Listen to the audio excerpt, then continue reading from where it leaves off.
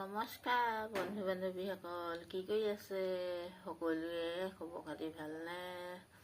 মই আজি চাদৰ মেখেলাযোৰ পিন্ধিছোঁ, কেনেকুৱা লাগিছে বাৰু জনাবচোন দেই।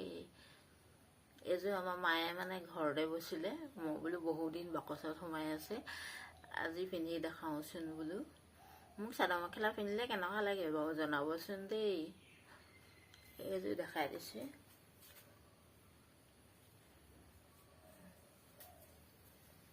ইমান ধুনীয়াকৈ বৈছিলে দেখিছে নাই?